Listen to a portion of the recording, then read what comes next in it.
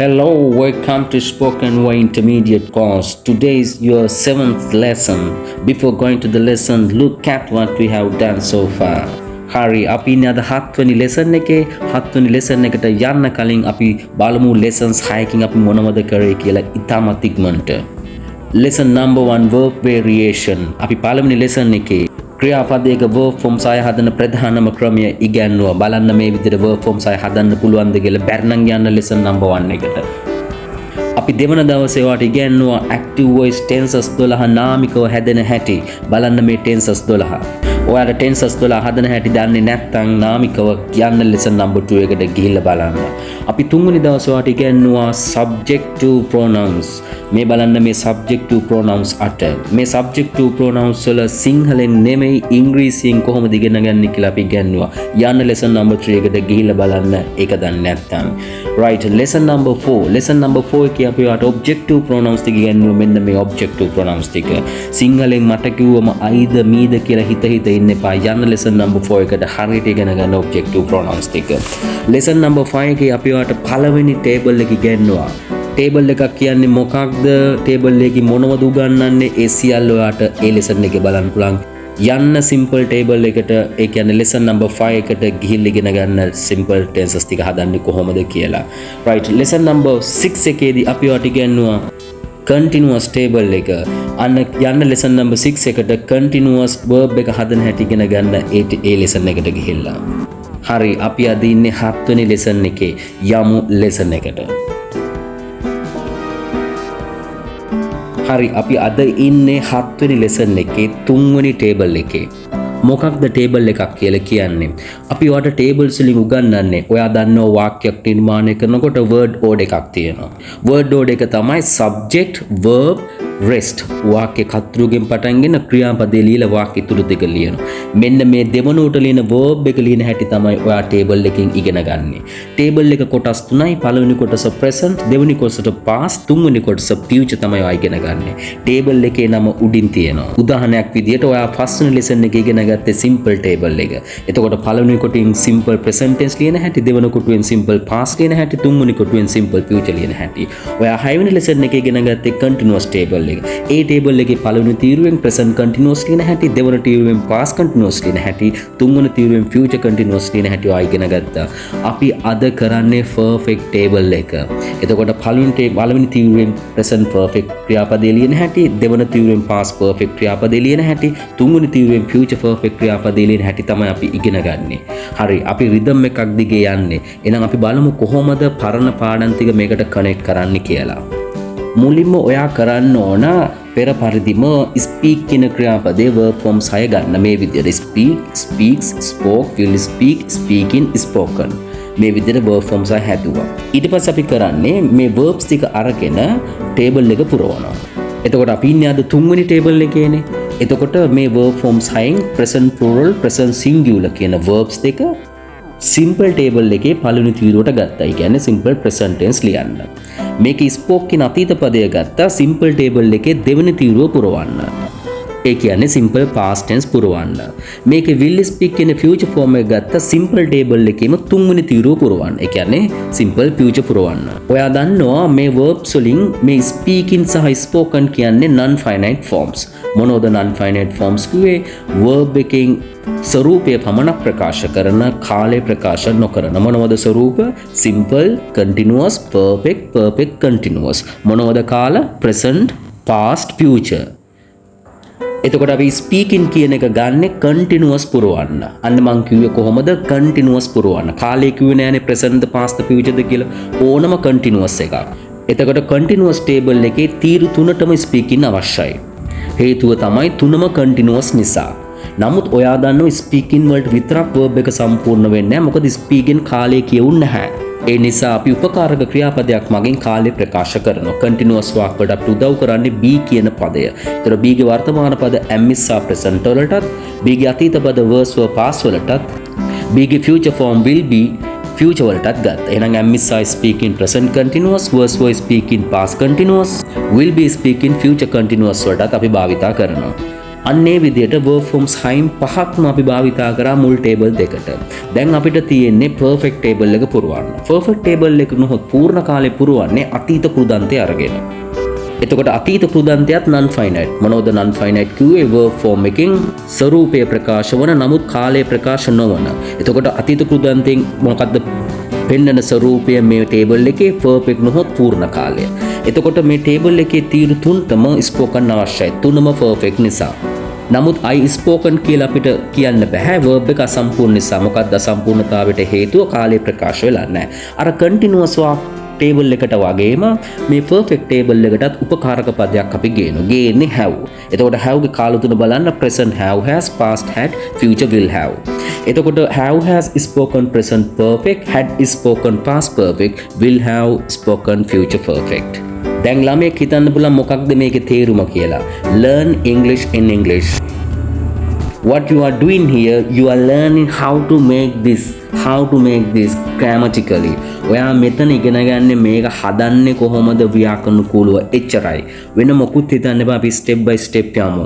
දැන් ඔයාට සරල වාක්‍ය තුන හදන්න දාන්නවා, continuous තුන හදන්න දාන්නවා, perfect තුන හදන්න දාන්නවා. හරි. අපි table එක හදලා ඉවර වෙලා නිකන් ඉන්නේ නැහැ. පොඩි වාක්‍ය නිර්මාණය කරන්න අවශ්‍යයි. How to make a sentence? Look at the word order, subject, verb, rest. හරි. අපි table එකෙන් verb එක ගමු, subject එකක් අපි add කරගමු. මම ඔයාට කිව්වා සරලම subject එකේ ඉඳන් සංකීර්ණම subject එක දක්වා මම ඔයාට උගන්වනවා. ඒ නිසා දැන් ඔයාට subject විදිහට කවුද මම ගන්න කිව්වේ? ඔයාට ගන්න කිව්වේ තුන්වන දවසේ ගන්නපු subjective pronouns ටික විතරයි. හරි. අපි එන subjective pronouns ටික අරගෙන යමු පළවෙනි table එකට. ඔයා දන්නවා පළවෙනි table එකේ verb forms දෙකක් තියෙනවා. have spoken තියෙනවා, has spoken තියෙනවා. ඒ කියන්නේ කර්තෘ අනුව තෝරන්න අවශ්‍යයි. කවුද මේ have කියන්නේ? have කියන්නේ present plural form, has කියන්නේ present singular form. වර්තමාන බහුවචන සහ වර්තමාන ඒකවචන ඔයා මීට කලින් තේරුවා. ඒ කොහෙදද ඔයා තේරුවේ? simple table එකේ පළවෙනි තීරුවේ simple present tense වලදී. මතකද speaks තේරුවා. අමතක නම් යන්න පස්වෙනි lesson එකට simple table එක බලලා එන්න. අන්න එතනට තෝරන්න ගත්ත නීතියම තමයි මෙතෙන්ටත් ගන්න නීතිය වෙනස් වෙන්න එක තැනකින් තව තැනකට. වර්තමාන බහුවචන සහ ඒකවචන තීරුවේ කෙසේද? කර්තෘ third person singular නම් ක්‍රියාපද ඒකවචනෙන් ලැබිය යුතුය. එතකොට කර්තෘ he she it නම් ඒකවචනය ගන්න ඕන. එහෙනම් මේ has spoken ගන්නේ කාටද? heට sheට it. හරි. එහෙනම් වාක්‍ය ටික අපි නිර්මාණය කරමු. I have spoken English. මම ඉංග්‍රීසි කතා කරලා තියෙනවා. We have spoken English. අපි ඉංග්‍රීසි කතා කරලා තියෙනවා. You have spoken English. ඔයා ඉංග්‍රීසි කතා කරලා තියෙනවා. You have spoken English. ඔයාලා ඉංග්‍රීසි කතා කරලා තියෙනවා. They have spoken English. ඒගොල්ලෝ ඉංග්‍රීසි කතා කරලා තියෙනවා. She has spoken English. ඇය ඉංග්‍රීසි කතා කරලා තියෙනවා. He has spoken English. ඔහු ඉංග්‍රීසි කතා කරලා තියෙනවා. It has spoken English. හරි. අපි දැන් දෙවන තීරුවට යමු. ඔයා දන්නවා ඒක සරලයි පළවෙනි තීරුවට වඩා. ඇයි තෝරන්න දෙයක් නැහැනේ. had spoken විතරයි. ඒ කියන්නේ කර්තෘ අනුව ක්‍රියාපදේ වෙනස් වෙන්නේ නැහැ. ඒ කියන්නේ සියලුම කර්තෘන්ට had spoken. බලන්න. I had spoken English. මම ඉංග්‍රීසි කතා කරලා තිබුණා. We had spoken English. අපි ඉංග්‍රීසි කතා කරලා තිබුණා. You had spoken English. ඔයා ඉංග්‍රීසි කතා කරලා තිබුණා. අන්න ඒ ආකාරයට සියලුම කර්තෘන්ට ඔයාට එතන verb එක ගන්න පුළුවන්. හරි. අපි දැන් යමු තුන්වෙනි තීරුවට. බලන්න තුන්වෙනි තීරුවත් පහසුයි. තෝරන්න දෙයක් නැහැ. will have spoken එකයි තියෙන්නේ. example දෙකක් තුනක් බලමු අපි. You will have spoken English. ඔයා ඉංග්‍රීසි කතා කරලා තියෙවි. She will have spoken English. ඇය ඉංග්‍රීසි කතා කරලා තියෙවි. They will have spoken English. ඕනම කර්තෘ කෙනෙකුට will have spoken ගන්න පුළුවන්. මම ඔයාලට නැවතත් අනිවාර්යයෙන්ම කියන්න ඕන. මම ඔයාලට මේ දැන් සමහර අවස්ථාවන්දී මේව tenses වල translation එක කියනවා සිංහලෙන්. කරුණාකර ඒව ගැන වැඩි අවධානය යොමු කරන්න එපා. Learn English in English. ඔයාට ඉංග්‍රීසි බැරි වුණේ එපා වුණේ මැදදි නතර කරන්න උනේ ඔයා ඉංග්‍රීසි සිංහල ඉගෙන ගන්න ගිහිල්ලා. මම ඔයාට මේවල යූසේජ් එකේදී හරියටම උගන්වනවා මේව භාවිතා කරලා ලියන්නේ කොහොමද, කතා කරන්නේ කොහොමද, මොනවද ලියන්නේ, කතා කරන්නේ කියලා. Okay, let's take another example. Think. Think is present plural form. Then you have to make the singular form adding next things. Then you have to write the past form. This is an irregular verb. Then the past form is thought. Then you make the future form adding will think. Then ing form thinking. The past participle form of think is thought, just like past form. That's number one. Then number two, tables. How many tables have we done? We have done 3 tables. What are the names of them? Simple, continuous, perfect. Look at this table. How we fill them? Look at this. Number one, simple. We just use present plural and singular to write simple present. We use the past form of the verb to write simple past. We use the future form of think, will think, to write simple future for the third columns. Think thinks, hitano, simple present, thought hitua, will think hitavi.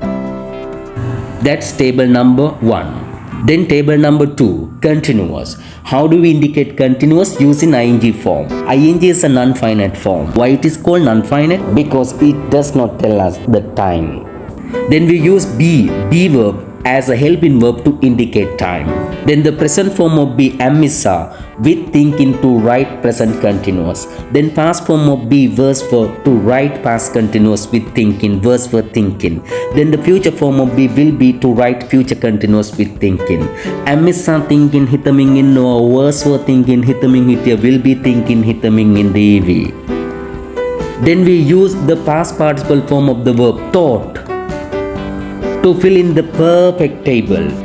But thought is a non-finite form, so you can keep thought without a helping verb. We have to bring a helping verb. The helping verb we bring is have. Then we use the present form of have has to write present perfect, have has thought.